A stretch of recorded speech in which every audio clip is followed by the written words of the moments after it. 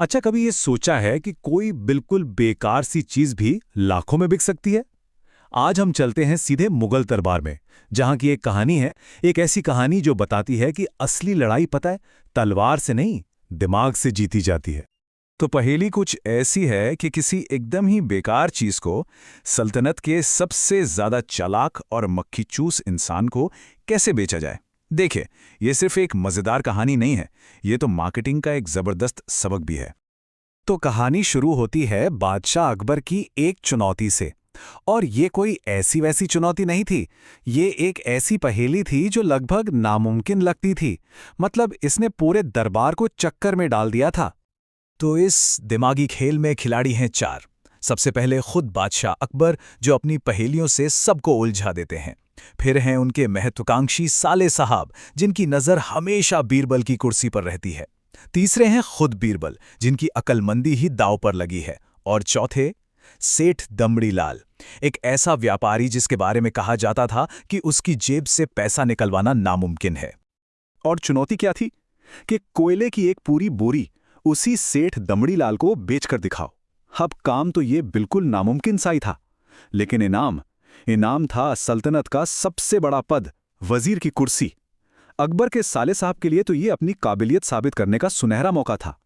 तो चलिए, सबसे पहले ये देखते हैं कि जब सीधे साधे तरीके से काम किया गया तो उसका नतीजा क्या निकला। असल में ये पहली कोशिश की नाकामी ही हमें बताएगी कि बीरबल की सोच बाकियों से इतनी अलग क्यों थी। अब देखिए, दोनों दावेदारों की सोच में ना जमीन आसमान का फर्क था।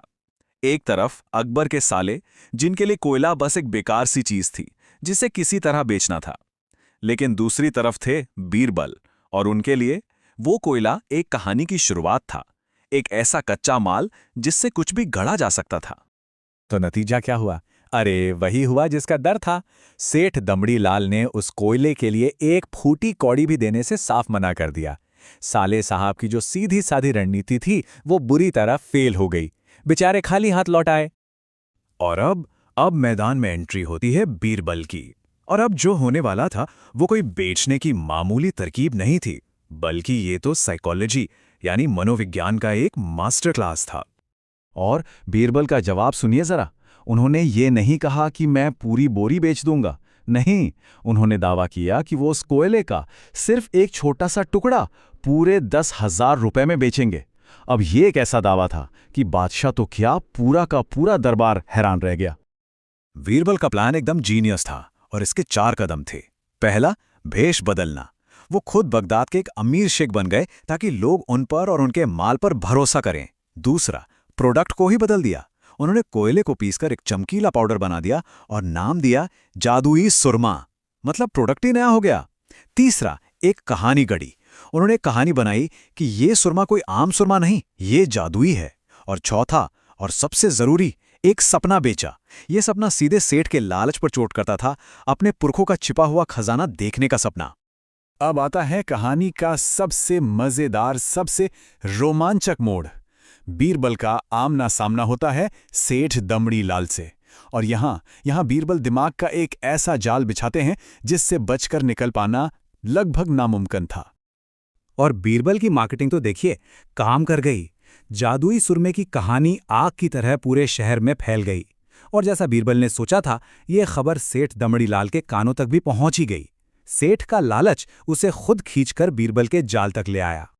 थोड़े मोल भाव के बाद उस नन्ही सी डिब्बी की कीमत तय हुई। जानते हैं कितनी? पूरे 10,000 रुपए। जरा सोचिए, ये वही कोयला था जिसके लिए कोई एक पैसा तक देने को तैयार नहीं था। लेकिन सेठ भी कोई कम चालाक नहीं था। उसने एक शर्त रख दी। शर्त ये कि वो सुरमे का असर अकेले में नहीं, बल्कि सबके सामने शहर के बीच चौराहे पर देखेगा। और अगर उसे अपने पुरखे नहीं दिखे तो सौदा कैंसिल और वो अपने पैसे वापस ले लेगा। अब बीरबल के लिए असली परीक्षा की घड़ी आ गई थी। और बस यही बीरबल ने अपना सबसे शानदार दांव खेला।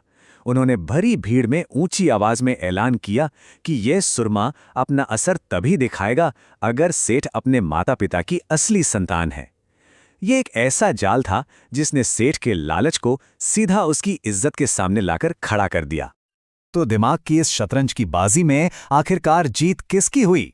चलिए देखते हैं इस कहानी का अंजाम क्या होता है और इससे हमें क्या सबसे बड़ा सबक मिलता है। अब सेठ पूरी तरह से फंस चुका था। उसके पास कोई रास्ता ही नहीं बचा था। अगर वो ये मान लेता कि उसे कुछ नहीं दिख रहा, तो इसका मतलब होता कि वो भरी भीड़ के सामने ये मान रहा है कि वो जायज़ औलाद नहीं है। तो अपनी इज्जत बचाने के लिए उसने पैसों से ज्यादा अपनी साख को चुना। 10,000 रुपए चुकाए और चुपचाप वहां से निकल गया। और बस इसी के साथ बीरबल ने सिर्फ एक चुनौती ही नहीं जीती, बल्कि ये भी हमेशा के लिए साबित कर दिया कि असली ताकत दौलत में नहीं, अक्ल में होती है। साले साहब को तो उनका जवाब मिल ही गया था और बीरबल की वजीरी पर फिर कभी किसी ने कोई सवाल नहीं उठाया। ये कहानी भले ही सदियों पुरानी हो, लेकिन इसका सवाल आज भी उतना ही मौजू है कि आखिर एक इंसान को कौन सी चीज ज्यादा चलाती है, उसका लालच या उसकी इज्जत। बीरबल ने तो इसका जवाब उस दिन ढूंढ लिया था और शायद हम सब भी अपनी अपनी जिंदगी में कहीं ना कहीं इसका जवाब ढूंढते ही रहते हैं।